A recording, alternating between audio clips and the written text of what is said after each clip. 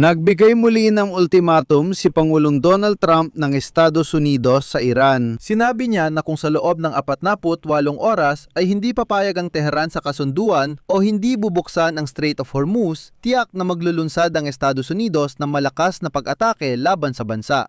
At alam ninyo, binuksan nga ng Iran ang Strait of Hormuz, pero may mahalagang detalye. Sa Tehran, inanunsyo nilang gumagawa sila ng listahan ng mga kaalyado at neutral na bansang papayagang dumaan sa kipot agad, ngunit may bayad. Inanunsyo ng India ngayon na binibili nila ng hayagan ang langis ng Iran. Kasabay nito, naglabas din ng pagsusuri ang intelihensya ng Amerika tungkol sa posibilidad ng pagbubukas ng Strait of Hormuz na nagpapakitang nasangkot ang Estados Unidos sa matagal na digmaan. Ang pangalan ko ay Alexi Pecci. Tara't pag-usapan natin ang paksang ito. Pero bago tayo magsimula, hihilingin ko sana mag-subscribe kayo sa channel, i-like ninyong video at mag-iwan ng kahit anong komento. Mga kaibigan, kung nais ninyong suportahan ang YouTube channel na ito, maaari kayong mag-donate o mag-sponsor gamit ang mga link at detalye sa video description. O ay scan ninyo ang QR code na nasa inyong mga screen, lubos akong magpapasalamat sa kahit anong suporta mula sa inyo. Hindi kayo maniniwala, pero naglabas ng bagong pahayag si Pangulo ng Estados Unidos, Donald Trump, tungkol sa kanyang laban sa Iran sa social network na Truth Social. Tandaan ninyo, binigyan ko ang Iran ng 10 araw para makipagkasundo o buksan ang Strait of Hormuz. Ganito, may natitirang 48 oras bago bumagsak ang impyerno sa kanila. Salamat sa Diyos.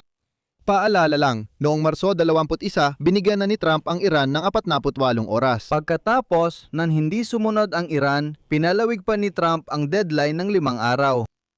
Pagkatapos, dinagdagan pa ng 10 araw. Noong panahong iyon, walang ginawa ang Iran para sa paglapit ng mga panig o papapahupa ng tensyon. Inamin din ng mga Amerikano na dead end na ang negosasyon sa pagitan ng US at Iran.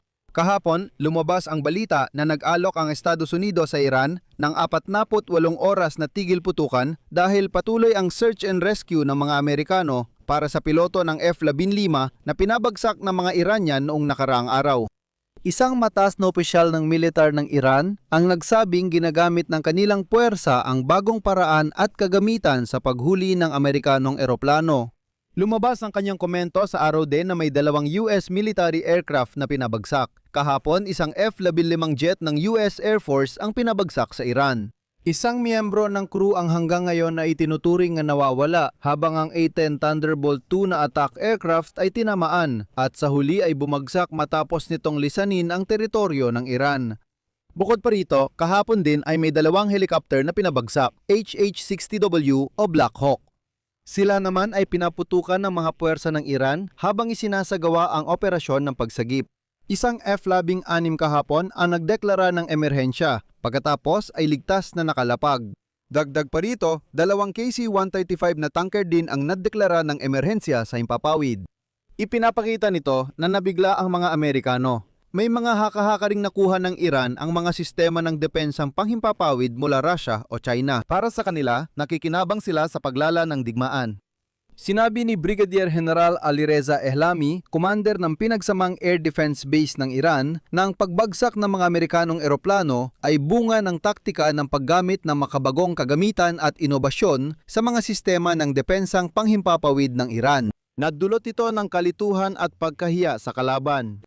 Matapos ang ultimatum ni Donald Trump, biglang inanunsyo ng Iran ang pagbubukas nito. Kipot ng Hormuz, pero may mahalagang detalye. Papayagan ng Iran ang mga barko na may dalang mahahalagang kalakal na dumaan sa nakaharang na kipot.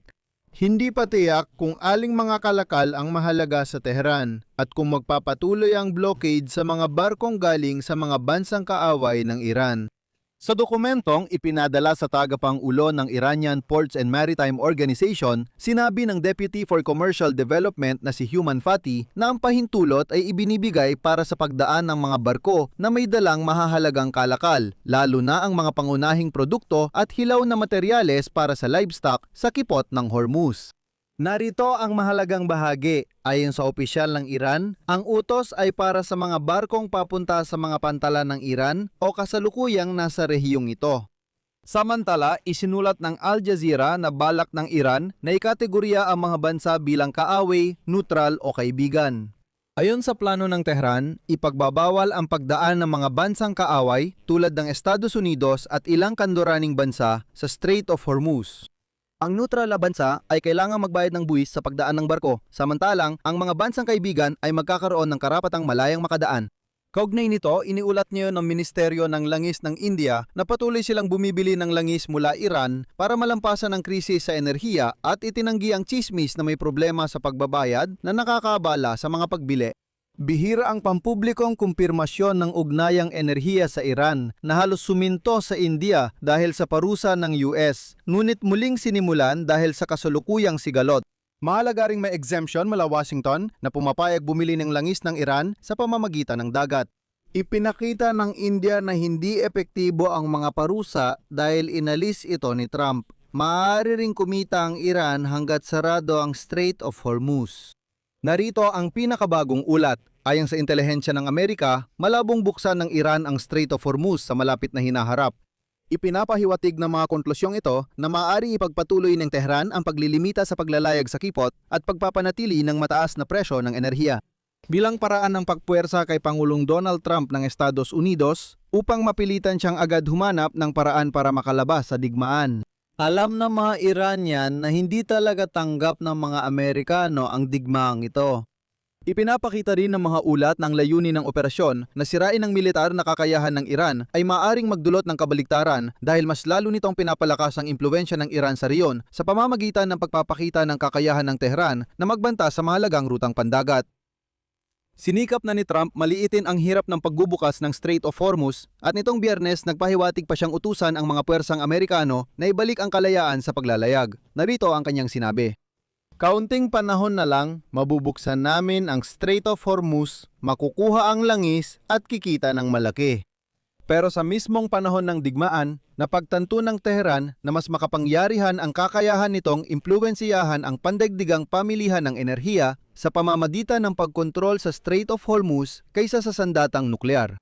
Halimbawa, ang pagsasara ng kipot ay pwedeng magdulot ng matinding inflasyon sa US dahil sa pagtaas ng presyo ng produktong enerhiya, na nagdadala ng panganib sa politika kay Donald Trump, lalo na ngayong mababa ang ratings at naghahanda ang Republican Party para sa midterm election sa Kongreso ngayong Nobyembre.